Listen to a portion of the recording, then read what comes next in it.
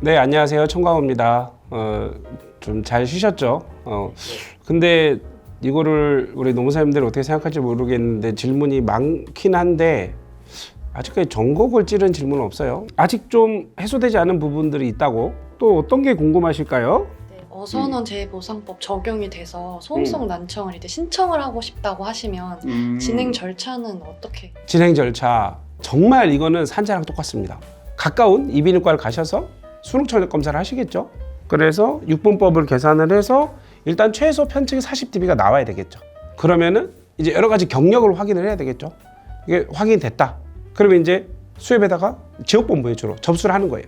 심의 보고 그리고 이제 우리도 전문조사 하듯이 경력 조사하고 무슨 작업했고 데시벨 조사하고 똑같더라고요. 우리 산재법상 난청은 특징 몇 번 가죠? 3번. 혹시 전국에 산재 특진할 수 있는 의료기관이 몇 개 있는 줄 아세요? 5, 60개? 훨씬 엄청 많아요. 근데 어제법은 글쎄요, 이게 무슨 사정이 있는지 모르겠는데 전국에 5개밖에 없어요. 바닷가 쪽에 인천에 있는 인하대병원, 경북 경주의 동국대병원, 그리고 울산의 울산대학교 병원, 그리고 부산에 가면 고신대병원. 근데 바닷가가 아니고 살짝 내륙 광주로 와야 돼요. 조선대학교 병원. 그렇게 이해하시면 되고 현행 규정으로는 5곳밖에 없습니다. 그렇게 이해하시면 됩니다. 네, 아까 그 진행 절차가 네. 산재법이랑 거의 틀이 비슷하다고 하셨는데, 네. 근데 그러면은 그 신청부터 승인까지의 기간도 동일한지. 기간. 사실 소요되는 기간이라는 거는 제가 지금 13년, 14년 정도 일을 하고 있는데 제일 많은 질문 2가지예요. 첫 번째, 이거 될까요? 두 번째, 얼마나 걸려요?거든요. 근데 될까요?에 대한 답변보다 어려운 게 얼마나 걸릴까예요. 지금 우리 일반 육상 근로자들 소음성 난청 저희 법인을 보니까 기본적으로 1년에서 한 1년 6개월 걸리거든요. 근데 어선우제는 더 걸릴 것 같아요. 왜냐면 기존에는 지침이 안 만들어져 있었기 때문에 그 2년이 걸렸는데 지금 이제 소위 얘기하는 특진 병원이 5군데라 그랬잖아요. 전국에.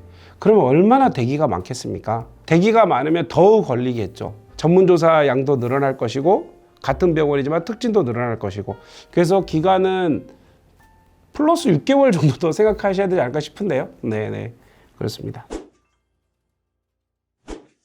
그러면 아까 말씀해 주셨을 때 이비인후과에서 초진을 본 다음에 이 사람의 이제 경력이 어느 정도인지 아 잖아요. 맞아요. 배를 탄다라는 건 뭘까요?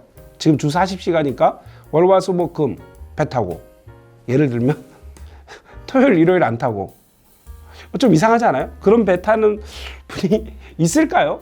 조업을 한번 나가면은 꽃게잡이가 됐건 오징어잡이가 됐건 꽤 나갈 텐데 뭐 2주 정도 있을 수도 있을 건데 그럼 이거는 근무 시간 어떻게 봐야 될까 이런 것들.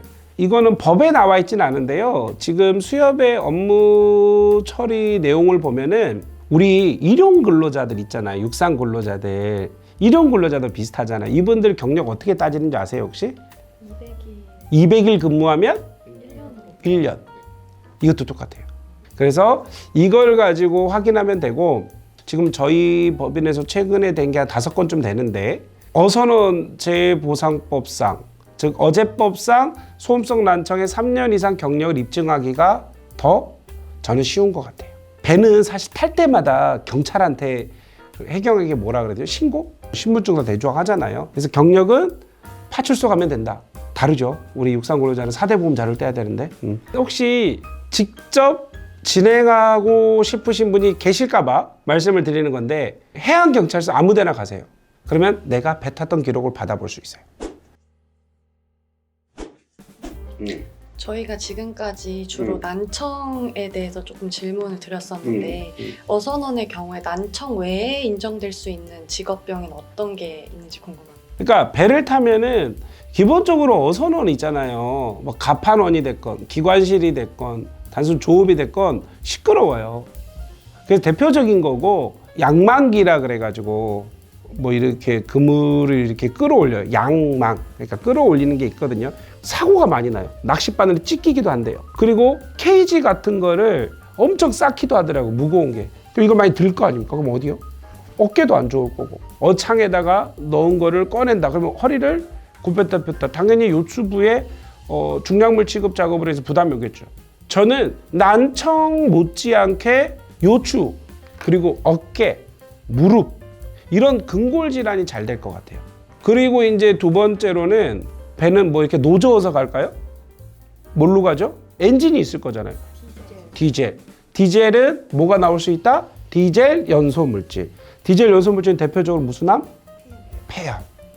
폐암 가능할 겁니다. 그렇게 이해하시면 될 것 같아요.